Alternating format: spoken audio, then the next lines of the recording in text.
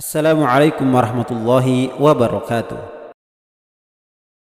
Malam nisfu Sya'ban termasuk tema yang tak lepas dari pembahasan khilafiyah di kalangan para ulama, terutama soal keutamaan malam nisfu Sya'ban dan keutamaan menghidupkan malam nisfu Sya'ban dengan ibadah-ibadah tertentu. Malam nisfu Sya'ban adalah malam mulia menurut sebagian kalangan, sehingga mereka pun mengkhususkan amalan-amalan tertentu pada malam tersebut. Lalu benarkah malam nisfu Sya'ban mempunyai keutamaan tertentu dibandingkan dengan malam-malam di bulan lainnya? Dan apakah Rasulullah SAW melakukan ibadah-ibadah tertentu di malam nisfu Sya'ban? Silahkan simak penjelasannya di video ini sampai selesai. Nisfu artinya pertengahan. Malam nisfu Sya'ban artinya malam pertengahan di bulan Sya'ban. Kalau kita rujuk kepada kalender Hijriyah, maka malam itu akan jatuh pada tanggal 14 Sya'ban. Karena pergantian tanggal sesuai dengan penanggalan Hilaliyah atau yang menggunakan patokan rembulan adalah saat matahari terbenam atau malam tiba. Ada beberapa riwayat yang sahih tentang keutamaan memperbanyak puasa di bulan Sya'ban, akan tetapi tanpa mengkhususkan sebagian hari-harinya. Di antaranya hadis dari Aisyah radhiyallahu anha, "Aku tidak pernah sekalipun melihat Rasulullah sallallahu alaihi wasallam menyempurnakan puasa 1 bulan kecuali pada bulan Ramadan, dan aku pun tidak pernah melihat beliau banyak berpuasa dalam suatu bulan kecuali pada bulan Sya'ban. Beliau berpuasa pada kebanyakan hari di bulan Sya'ban." Hadis riwayat Al-Bukhari dan Muslim. Adapun pengkhususan hari-hari tertentu pada bulan Sya'ban untuk berpuasa atau qiyamul lail seperti pada malam nisfu Sya'ban, maka hadis-hadisnya lemah, bahkan derajatnya ada yang palsu. Berikut ini adalah contoh hadis yang populer di masyarakat tentang keutamaan malam nisfu Sya'ban dan amalan pada malam nisfu Sya'ban. Jika datang malam pertengahan bulan Sya'ban, maka lakukanlah qiyamul lail dan berpuasalah di siang harinya, karena Allah Subhanahu wa taala turun ke langit dunia saat itu pada waktu matahari tenggelam. Lalu Allah Subhanahu wa taala berfirman, "Adakah orang yang minta ampun kepadaku? Adakah orang yang minta ampun kepadaku? Maka aku akan ampuni dia. Adakah orang yang minta rezeki kepadaku? Maka aku akan memberi rezeki kepadanya. Adakah orang yang diuji? Maka aku akan selamatkan dia. Adakah demikian dan demikian seterusnya." Allah mengatakan hal ini sampai terbit fajar. Hadis riwayat Ibnu Majah. Hadis ini adalah hadis maudhu' atau hadis palsu, karena perawi yang bernama Ibnu Abi Sarrah tertuduh berdusta, sebagaimana dalam Taqrib milik Al-Hafidh. Imam Ahmad dan gurunya Ibnu Ma'in berkata tentangnya, dia adalah perawi yang memalsukan hadis. Maka dari sini dapat kita ketahui bahwa tentang keutamaan menghidupkan malam nisfu Sya'ban dan berpuasa di siang harinya tidaklah sah dan tidak bisa dijadikan hujjah. Namun beberapa ulama yang masyhur juga berpendapat bahwa tidak ada larangan untuk berkumpul dan berjamaah di masjid kalau tujuannya untuk beribadah, bukan karena mengejar keistimewaan seperti yang tersebut di dalam hadis di atas.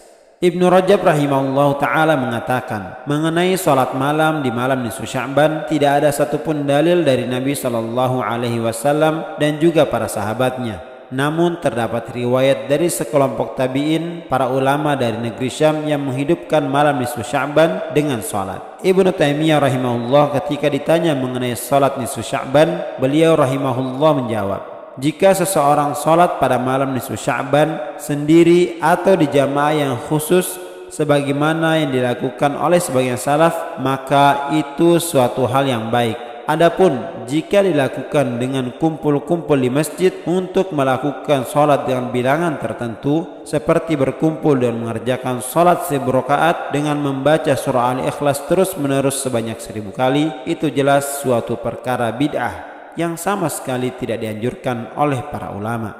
Ibnu Taimiyah juga mengatakan, adapun tentang keutamaan malam nisfu Sya'ban terdapat beberapa hadis dan athar. Juga ada nukilan dari beberapa ulama salaf bahwa mereka melaksanakan sholat pada malam tersebut. Jika seseorang melaksanakan sholat seorang diri ketika itu, jika seseorang melakukan sholat sendirian di malam itu, maka ia telah ada contohnya di masa lalu dari beberapa ulama salaf. Inilah yang dijadikan sebagai pendukung sehingga tidak perlu untuk diingkari. Jamaah Taman Surga yang dirahmati Allah Subhanahu wa Ta'ala, terdapat beberapa hadis yang menunjukkan keutamaan malam nisfu Sya'ban. Ada yang sahih, ada yang dhaif, bahkan ada yang sampai derajatnya hadis palsu.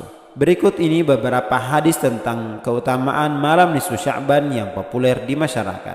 Riwayat dari Aisyah radhiyallahu anha bahwasanya beliau menuturkan, "Aku pernah kehilangan Nabi SAW, lalu kemudian aku keluar. Ternyata beliau berada di baki sambil menengadahkan wajahnya ke langit. Nabi bertanya, 'Kamu khawatir Allah dan Rasulnya akan menipumu?' Maksudnya Nabi SAW tidak memberi jatah kepada Aisyah radhiyallahu anha. Aisyah radhiyallahu anha lalu mengatakan, 'Wahai Rasulullah, saya hanya menyangka Anda mendatangi istri yang lain.' Kemudian Nabi SAW bersabda, 'Sesungguhnya Allah Subhanahu wa Ta'ala turun ke langit dunia pada malam nisfu Sya'ban. Kemudian Dia mengampuni lebih dari jumlah bulu domba Bani Kalb.'" Ibnul Jauzi mengutip perkataan Ad-Daruqutni tentang hadis ini. Diriwayatkan dari berbagai jalur dan sanadnya goncang, tidak kuat. Akan tetapi hadis ini disahihkan oleh Albani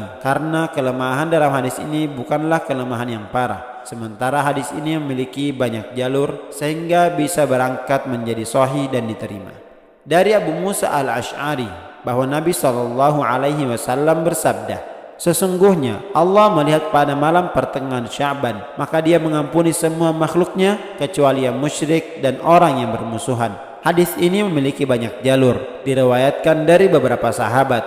Hadis ini disahihkan oleh Imam Albani dan dimasukkan dalam silsilah ahadits as-sahihah. Beliau menilai hadis ini sebagai hadis sahih karena memiliki banyak jalur dan satu sama lain saling menguatkan. Meskipun ada juga ulama lain yang menilai hadis ini sebagai hadis lemah.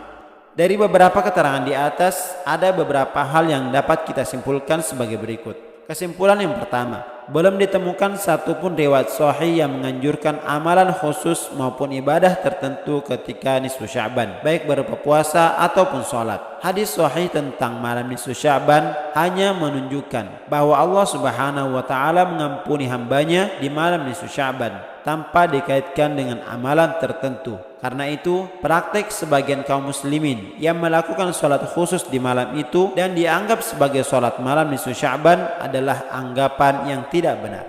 Kesimpulan yang kedua, ulama berselisih pendapat tentang apakah dianjurkan menghidupkan malam nisfu Sya'ban dengan banyak beribadah. Sebagian ulama menganjurkan, seperti sikap beberapa ulama tabi'in yang bersungguh-sungguh ibadah dalam malam nisfu Sya'ban. Sebagian lain menganggap bahwa mengkhususkan malam nisfu Sya'ban untuk beribadah adalah bid'ah. Kemudian kesimpulan yang terakhir, ulama yang memperbolehkan memperbanyak amal di malam nisfu Sya'ban menegaskan bahwa tidak boleh mengadakan acara khusus atau ibadah-ibadah tertentu, baik secara berjamaah ataupun sendiri-sendiri di malam nisfu Sya'ban, karena tidak ada amalan sunnah khusus di malam nisfu Sya'ban. Jamaah Taman Surga yang dimuliakan Allah Subhanahu wa Ta'ala, dengan demikian diperbolehkan bagi seorang muslim untuk menghidupkan malam nisfu Sya'ban dengan berbagai bentuk ibadah seperti salat, berzikir maupun berdoa kepada Allah Subhanahu wa Ta'ala yang dilakukan secara sendiri-sendiri. Adapun apabila hal itu dilakukan dengan berjamaah, maka telah terjadi perselisihan di kalangan para ulama seperti penjelasan di atas.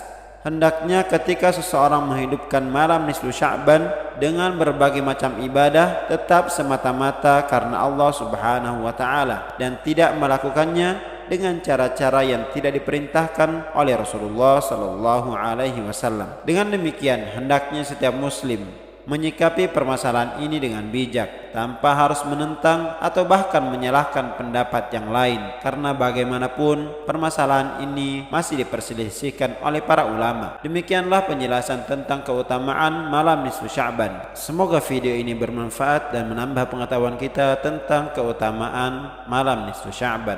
Wallahu a'lam bishawab. Assalamualaikum warahmatullahi wabarakatuh.